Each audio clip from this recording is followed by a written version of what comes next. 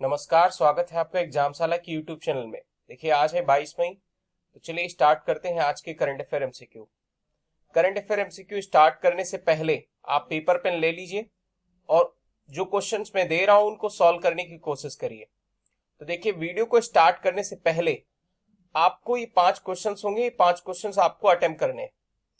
इसका एक्सप्लेनेशन हम लोग देखेंगे वीडियो के एंड में। तो पहला यहाँ पर क्वेश्चन है कि आपको बताना है कि डिजिटल पेमेंट के जो चेयरमैन बनाए गए थे वो कौन है। दूसरा क्वेश्चन है गैट का फुल फॉर्म आपको बताना है। तीसरा क्वेश्चन है यहाँ पर नंदन कानन एक जियोलॉजिकल पार्क है, ये कहां पर सिचुएटेड है, ये आपको बताना है। फोर्थ क्वेश्चन पर बढ़ते हैं। इसमें आपको बताना है कि शाहिद अफरीदी जो इनकी ऑटोबायोग्राफी थी उसका नाम क्या है, ये आपको बताना है। फिफ्थ क्वेश्चन है इंडियन इंस्टीट्यूट ऑफ एस्ट्रोफिजिक्स ये कहां पर सिचुएटेड है इंडिया में, ये आपको बताना है। तो ये 5 क्वेश्चंस हैं, इनको आप अटेम्प्ट करने की कोशिश करिए, कमेंट सेक्शन में मेंशन करिए, ठीक है। तो चलिए स्टार्ट करते हैं आज का पहला क्वेश्चन। पहला क्वेश्चन क्या है, देखिए इस क्वेश्चन में आपको ये बताना है कि काला पानी जो भी हाल ही में डिस्प्यूट है वो किस कंट्रियों के बीच में है, तो ये आपको बताना है। तो देखिए सबसे पहले इसका आंसर क्या है। जो लोग न्यूज सुनते हैं थोड़ा बहुत जानते हैं, इसको बता देंगे इसका आंसर क्या है। देखिए इसका आंसर क्या है, नेपाल। अब थोड़ा सा हम लोग जानते हैं कि पहला कि काला पानी है क्या, ये कैसे नाम पड़ा। तो सबसे पहले इसको हम लोग जानते हैं काला पानी यानी ये एक जगह का नाम है जहां से काली रिवर ओरिजिनेट होती है। याद रखना है आपको, कहां से काली रिवर ओरिजिनेट होती है। ये डिस्प्यूट क्या है, थोड़ा सा इसको हम लोग जियोग्राफिकल मैप के द्वारा समझते हैं। मान लो ये जो एक नेपाल है, नेपाल का ये मैप है और इस नेपाल के मैप के पास यहां पर इंडिया में ये डिस्ट्रिक्ट जो आपका लगता है ये उत्तराखंड, और उत्तराखंड पे यहां पर जो एक बॉर्डर पास है जिसको हम लोग लिपू लेक कहते हैं। तो लिपू लेक एक ट्राई जंक्शन है, पास है इंडिया, चाइना और नेपाल के बीच में, ठीक है। तो यहां पर ये डिस्प्यूट आया है इंडिया और नेपाल के बीच में, बॉर्डर डिस्प्यूट। बॉर्डर डिस्प्यूट कैसा है, इस बॉर्डर डिस्प्यूट को हम लोग समझने के लिए थोड़ी सी हिस्ट्री समझनी होगी। देखिए हिस्ट्री क्या है, हिस्ट्री ये है कि 1816 में ईस्ट इंडिया कंपनी और नेपाल के बीच में एक ट्रिटी साइन हुई थी। उस ट्रिटी का नाम था ट्रिटी ऑफ सुगौली। आपको नाम याद रखना है, ट्रिटी ऑफ सुगौली, ठीक है। तो जो ट्रिटी ऑफ सुगौली थी ये किसके बीच में साइन हुई थी, ईस्ट इंडिया कंपनी के बीच में और किसके बीच में, नेपाल के बीच में।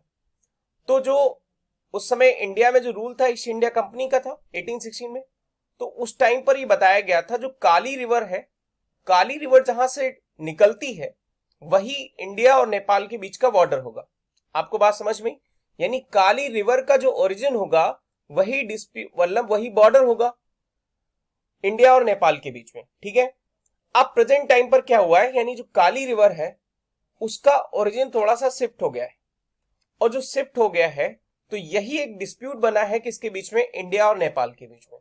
तो आई होप आपको समझ में आया होगा। थोड़ा सा इजी लैंग्वेज में आपको और समझा देता हूं कि इंडिया और नेपाल के बीच में काला पानी जो रिवर है वहां पर डिस्प्यूट है, और ये डिस्प्यूट कहां पर है, लिपू लेक पास पर, ठीक है। तो इंडिया नेपाल ने क्या किया, अपने आप में पॉलिटिकल मैप जारी किया जिसमें इंडिया की कुछ टेरिटरी को अपना बताया है। तो ये डिस्प्यूट है, ये आपका याद रखना है आपको, ठीक है। बढ़ते हैं अगले क्वेश्चन पर, यानी क्वेश्चन नंबर 2 पर। अब देखिए क्वेश्चन नंबर 2 क्या है, क्वेश्चन नंबर 2 है मी अन्नपूर्णा। आपको ये बताना है मी अन्नपूर्णा ये प्रोग्राम है कौन से स्टेट के द्वारा लॉन्च किया गया है, ये आपको बताना है। तो देखिए इसका सही आंसर क्या है, इसका सही आंसर है महाराष्ट्र। अब थोड़ा सा कंटेक्स्ट हम लोग जान लेते हैं कि मी अन्नपूर्णा क्या है। तो देखिए मी अन्नपूर्णा एक इनिशिएटिव है जो महाराष्ट्र सरकार के द्वारा लिया गया है। महाराष्ट्र सरकार के द्वारा एक ऐसा इनिशिएटिव लिया गया है जिसके अंतर्गत यानी किसानों को क्या दिया जाएगा, जो उनकी फसल है उन पर इंश्योरेंस एक फैसिलिटी दी जाएगी। ये याद रखना है आपको, क्या दी जाएगी, जी हाँ, इंश्योरेंस फैसिलिटी। इस इंश्योरेंस फैसिलिटी के अंतर्गत यानी उनको एक कवरेज मिलेगा, अगर उन्हें कोई लॉस हो रहा है तो उनके लॉस की भरपाई की जाएगी। अच्छा, ये लॉस की जो भरपाई होगी वो किसके द्वारा की जाएगी? तो याद रखना है, ये लॉस की भरपाई इंश्योरेंस कंपनियों के द्वारा की जाएगी। और ये इंश्योरेंस कंपनियां ये फंड कहां से अरेंज करेंगी? जो फंड अरेंज करेंगी वो है वेरियस ऑर्गेनाइजेशन, ये बहुत सारी ऑर्गेनाइजेशन होंगी, उनके द्वारा कॉर्पोरेट सोशल रिस्पॉन्सिबिलिटी इनके द्वारा इंश्योरेंस के पास पैसा आएगा और यही फिर फार्मर को उन्हें फंड देंगी। आपको बात समझ में आई? यानी organisation, CSIR fund, insurance company और उसके बाद ये फार्मर्स। ठीक है, तो याद रखना है आपको मी अन्नपूर्णा। चलिए अब कमेंट सेक्शन में मेंशन करिएगा कि जो अभी प्रेजेंट टाइम पर महाराष्ट्र के गवर्नर हैं वो कौन है। ठीक है, इसको कमेंट सेक्शन में मेंशन करिएगा। चलिए बढ़ते हैं हम लोग अगले क्वेश्चन पर, यानी क्वेश्चन नंबर 3 पर। तो देखिए क्वेश्चन नंबर हमारा 3 है। आपको इस क्वेश्चन में बताना है कि अभी हाल ही में कौन से राज्य ने 5,000 रुपए कम्युनिटी क्वारंटीन सेंटर्स को दिए हैं। जो एक्टिव कम्युनिटी क्वारंटीन सेंटर्स हैं वहां पर 5,000 रुपए दिए गए हैं वन टाइम सपोर्ट के लिए। ये इनिशिएटिव किस राज्य के द्वारा लिया गया है? ठीक है, तो ये बताना है आपको। तो देखिए इसका सही आंसर आपको पता होगा। इसका सही आंसर क्या है? जिन्हें पता हो कमेंट सेक्शन में मेंशन करिए जल्दी। देखिए इसका सही आंसर है क्या? मेघालय।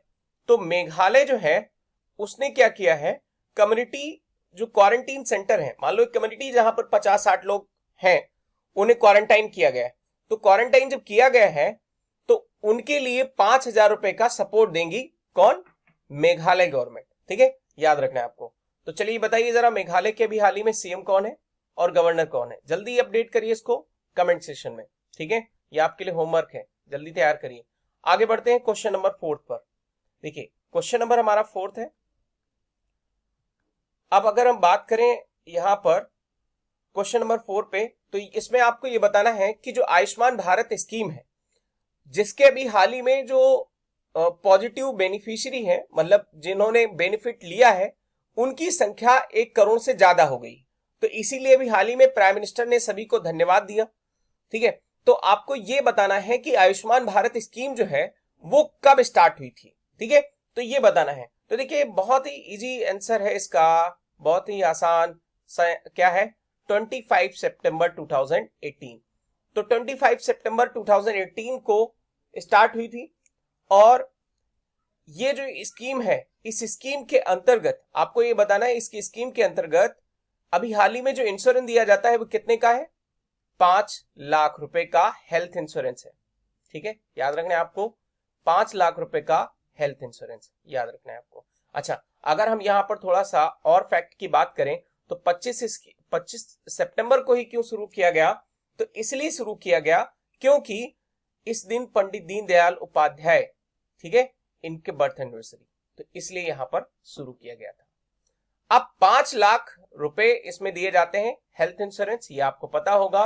लगभग सबसे बड़ी स्कीम है पूरे वर्ल्ड में, सबसे ज्यादा बेनिफिशियरी इससे इफेक्टेड होंगे। ठीक है, तो आयुष्मान भारत स्कीम के बारे में हम लोगों को जाना। अब हम लोग बढ़ते हैं अगले क्वेश्चन पर, यानी क्वेश्चन नंबर 5 पर। तो क्वेश्चन नंबर 5 है हमारा। इस क्वेश्चन में आपको बताना है कि अभी हाल ही में कौन सी कंट्री में जो बर्थ रेट है वो 35 सालों के सबसे निचतम स्तर पर आ गई, सबसे लो। तो इसका सही आंसर क्या है? देखिए इसका सही आंसर है यूएस में जो प्रेजेंट टाइम की जो बर्थ रेट है वो बर्थ रेट बहुत ज्यादा कम हो गई है।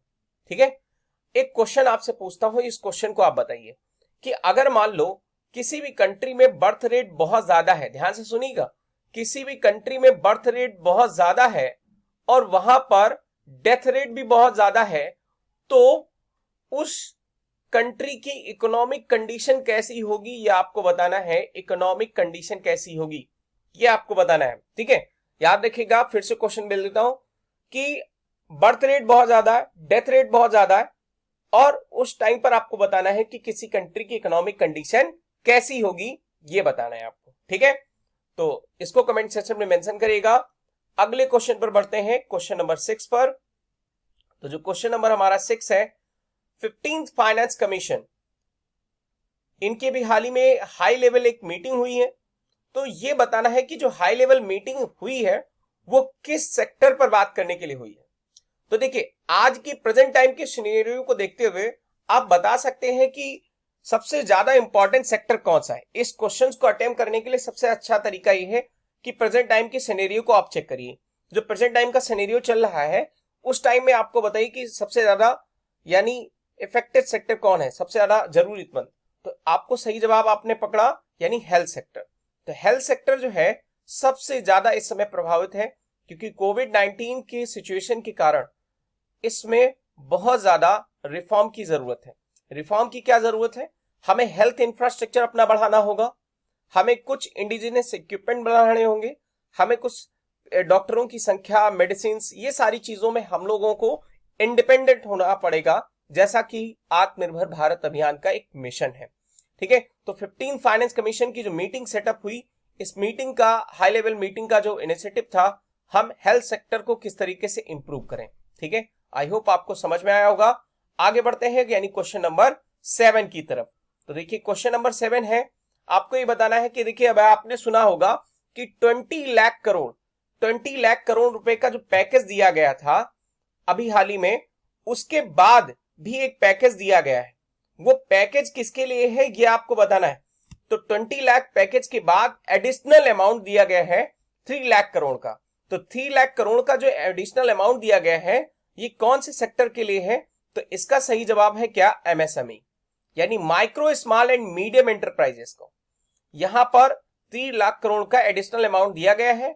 और इसमें क्या किया जाएगा, जो एमएसएमई है उन्हें 9.2%, याद रखिएगा 9.2% पर उन्हें फाइनेंशियल एड मिलेगी, यानी उन्हें लोन मिल सकता है।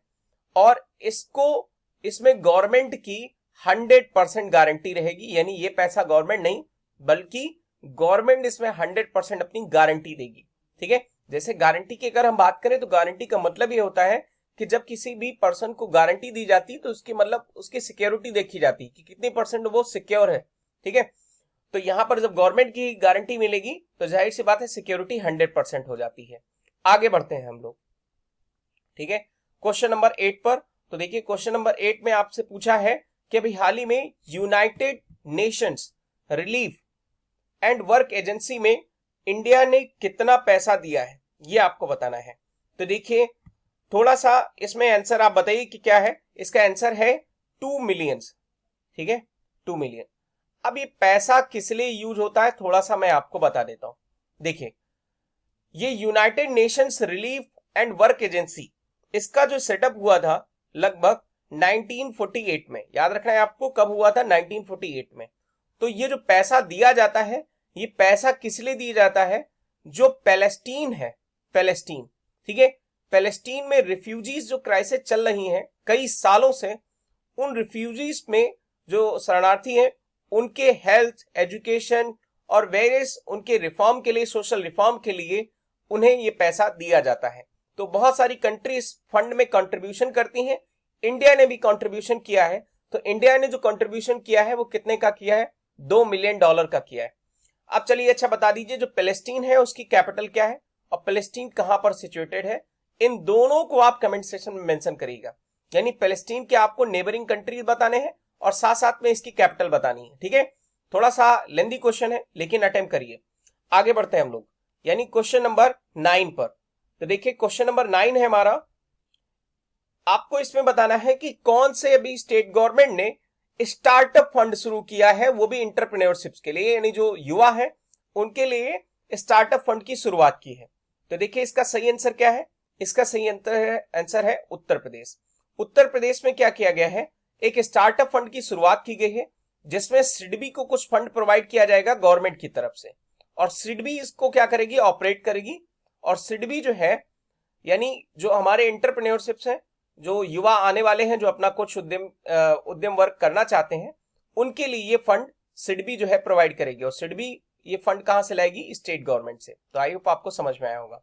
आगे बढ़ते हैं हम लोग यानी क्वेश्चन नंबर 9 पर। 9 हो गया, अच्छा सॉरी 10th पर है ना। तो 10 जो है हमारा क्वेश्चन क्या है? देखिए इस क्वेश्चन में आपको ये बताना है कि हेल्थ मिनिस्टर ने अभी हाल ही में जो पार्टिसिपेट किया है नैम की एक मिनिस्ट्री, हेल्थ मिनिस्ट्री मीटिंग में। नैम क्या है? नैम का यहां पर फुल फॉर्म है नॉन अलाइंड मूवमेंट। ठीक है, तो नॉन अलाइंड मूवमेंट जो है प्रेजेंट टाइम पर नॉन अलाइंड मूवमेंट, उनकी हेल्थ मिनिस्ट्री की जो मीटिंग हुई, इस मीटिंग के चेयरपर्सन कौन थे ये आपको बताना है। थोड़ा सा आपको नाम देख के यहां पर लग रहा होगा कि ये हार्ड क्वेश्चन है। देखिए इसका आंसर क्या है, ये आंसर है ओगेटे सिरिलियव। ठीक है, तो ये जो है अजरबैजान के क्या है, ये अजरबैजान के हेल्थ मिनिस्टर है और इन्होंने चेयर किया है नैम की हेल्थ मिनिस्टर मीटिंग को। ठीक है, नैम क्या है, नॉन अलाइंड मूवमेंट के बारे में थोड़ा सा जान लेते हैं। तो नॉन अलाइंड मूवमेंट यानी जिसका एस्टैब्लिशमेंट कब हुआ था, 1961 में। ठीक है, याद रखना है आपको, 1961 में इसका एस्टैब्लिशमेंट हुआ था। और प्रेजेंट टाइम पर नैम की संख्या कितनी है, नैम में कंट्रियों की संख्या है 120, यानी 120 देश हैं। ठीक है, अभी इसका मीटिंग हुआ था, चलिए बताइए। अच्छा, इसका अभी हाल ही में मीटिंग जो है अटेंड किया था पीएम ने, प्राइम मिनिस्टर ने। इसको मैं अपने वीडियो में भी जो है बता चुका हूं। तो इसमें आपको बताना है कि जो पीएम ने मीटिंग अटेंड की थी नैम की, नॉन अलाइंड मूवमेंट की, तो इसका थीम क्या था, इसको आप कमेंट सेक्शन में मेंशन करिएगा। ठीक है, ओके, बढ़ते हैं हम लोग क्वेश्चन नंबर 11 पर। यानी जो हमारा क्वेश्चन नंबर 11 है, इसमें क्या है देखते हैं खास। देखिए क्वेश्चन नंबर 11 में आपको ये बताना है कि अभी हाल ही में यूनियन एचआरडी मिनिस्टर, यानी जो हमारे मानव संसाधन मंत्री हैं, उन्होंने भी हाल ही में इग्नू से ऑनलाइन एक कोर्स जारी किया है। तो ये ऑनलाइन कोर्स किसके बारे में है ये आपको बताना है। तो देखिए इसका सही आंसर क्या है, इसका सही आंसर है एमए हिंदी। हिंदी से ऑनलाइन कोर्स जारी किया है और फेसबुक पर इसकी लाइव क्लासेस रहेंगी, ताकि आप फेसबुक पर बहुत ज्यादा टाइम बिताते ना, तो फेसबुक पर ही आपको लाइव क्लासेस मिलेगी, वहीं पढ़िए और वहीं पर अपना टाइम स्पेंड करिए। आगे बढ़ते हैं हम लोग। तो क्वेश्चन नंबर हम लोग 12 पर आते हैं। ठीक है, क्वेश्चन नंबर 12 है, इसमें आपको बताना है कि डिफेंस मिनिस्ट्री ने अभी हाल ही में लोकल जो सप्लायर्स हैं उनसे कितने आइटम्स लेने के लिए अप्रूवल जारी कर दिया है। ठीक है, ये आपको बताना है कितने आइटम्स लेने के लिए इसके लिए अप्रूवल जारी कर दिया है, तो ये आपको बताना है। देखिए इसका सही आंसर क्या है, 26। ठीक है, 26 आइटम्स के लिए उन्होंने अप्रूवल क्या कर दिया है, जारी कर दिया है। यानी कुछ आइटम्स होंगे जिन आइटमों के लिए उन्हें एक्सेप्ट किया जाएगा लोकल सप्लायर्स के द्वारा। बढ़ते हैं अगले क्वेश्चन की तरफ। तो क्वेश्चन नंबर हमारा 13 है। 13 देखिए क्वेश्चन है कि किस गवर्नमेंट ने भी हाल ही में लो कॉस्ट वेंटिलेटर मैन्युफैक्चर किया है जो ग्लोबल स्टैंडर्ड के बराबर है। तो देखिए इसका सही आंसर क्या है, इसका सही आंसर है यानी गुजरात। तो गुजरात गवर्नमेंट ने भी हाल ही में लो कॉस्ट वेंटिलेटर बनाना शुरू कर दी है जिनका स्टैंडर्ड काफी अच्छा होगा, ये बहुत अच्छी बात है। आगे बढ़ते हैं हम लोग क्वेश्चन नंबर यानी 14 पर। तो देखिए क्वेश्चन नंबर हमारा 14 है, आपको ये बताना है कि अभी हाल ही में जो सुकून कोविड-19 बीट द स्ट्रेस, ये इनिशिएटिव किस राज्य सरकार के द्वारा चलाया जा रहा है। तो देखिए इसका सही आंसर क्या है, इसका सही आंसर है जम्मू एंड कश्मीर। तो J&K ने भी हाल ही में सुकून इनिशिएटिव जो है वो लॉन्च किया है। अभी जो कोविड-19 के चलते बहुत सारे लोग स्ट्रेस में हैं, तो इस स्ट्रेस को कम करने के लिए सुकून कोविड-19 बीट द स्ट्रेस यानी स्ट्रेस को कम करने के लिए इनिशिएटिव लॉन्च किया है। ठीक है, याद रखना है आपको। आगे बढ़ते हैं क्वेश्चन नंबर 15 पर। तो क्वेश्चन नंबर हमारा 15 है, इसमें आपको बताना है कि कौन से राज्य सरकार ने अभी हाल ही में सारे स्पोर्ट कॉम्प्लेक्स और स्टेडियम ओपन कर दिए हैं, क्योंकि अभी बंद थे कोविड-19 के चलते। तो ये बहुत ही आसान सा क्वेश्चन है इसका। तो आंसर क्या है, हरियाणा। हरियाणा सरकार ने भी हाल ही में सारे स्पोर्ट कॉम्प्लेक्स और स्टेडियम ओपन कर दिए हैं, बट वहां पर कोई भी पब्लिक गैदरिंग नहीं हो सकती, केवल प्लेयर्स वहां पर अपनी प्रैक्टिस कर सकते हैं। तो अब हम बात कर लेते हैं उन क्वेश्चंस की जो मैंने आपको दिए थे सॉल्व करने के लिए। आई होप आपने सॉल्व किया होगा। ठीक है, आंसर भी पता होंगे आपको। तो चलिए स्टार्ट करते हैं। पहला क्वेश्चन यहां पर आपको बताना है कि द चेयरमैन यानी चेयरमैन कौन थे डिजिटल पेमेंट के। ठीक है, तो इसका सही आंसर क्या है, नंदन नीलकैनी। याद लिखिएगा, नंदन नीलकैनी जो है, नंदन नीलकैनी ये जो है डिजिटल पेमेंट के चेयरपर्सन थे। ये इन्होंने ये डिजिटल पेमेंट इसलिए बनाया था क्योंकि डिजिटल पेमेंट जो हम करते हैं उस पर जो हमारी कॉस्ट आती है, तो कॉस्ट को रिड्यूस किया जा सके, इसलिए डिजिटल पेमेंट के चेयरमैन जो है नंदन नीलकैनी बनाए गए थे। अगला क्वेश्चन यहां पर है, अगला क्वेश्चन है गैट का फुल फॉर्म आपको बताना है। तो देखिए गैट का जो फुल फॉर्म है जनरल एग्रीमेंट यहां पर आपको बताना है कि गेट का फुल फॉर्म। देखिए आज गेट किसके नाम से जाना जाता है, तो आज गेट के नाम से जाना जाता है WTO। तो आज गेट का फुल फॉर्म आपको बताना बहुत आसान, general agreement on trade and tariff. यहां पर लिखे थे general agreement on trade and tariff, ठीक है, तो याद रखना है आपको। तो आज ये गेट जो है वो किसके नाम से जाना जाता है, तो गेट जो है वो WTO के नाम से जाना जाता है, याद रखिएगा, ठीक है। चलिए कमेंट सेक्शन में मेंशन करके बताइए कि WTO का हेडक्वार्टर कहां पे है, ठीक है। आगे बात करते हैं हम लोग Nandankanan geological park. Nandankanan geological park कहां पर है, तो ये है भुवनेश्वर में, आपको याद रखिए भुवनेश्वर यानी ओडिशा में। आगे बढ़ते हैं यानी क्वेश्चन नंबर 4 पर। देखिए क्वेश्चन नंबर 4 क्या था, बहुत ही आसान क्वेश्चन, कई लोगों ने कमेंट सेक्शन में मेंशन किया होगा, ठीक है। सबसे पहला यहाँ पर क्वेश्चन नंबर 4 है क्या, साइद अफरीदी। तो साइद अफरीदी की ऑटोबायोग्राफी है क्या, गेम चेंजर, नाम याद रखिएगा क्या, गेम चेंजर, ठीक है, गेम चेंजर। आगे 5th क्वेश्चन था इंडियन इंस्टीट्यूट ऑफ एस्ट्रोफिजिक्स, तो ये कहां पर है, ये है बेंगलुरु में, ठीक है, बेंगलुरु में, ठीक। तो इस वीडियो में इतना ही। Thank you for listening.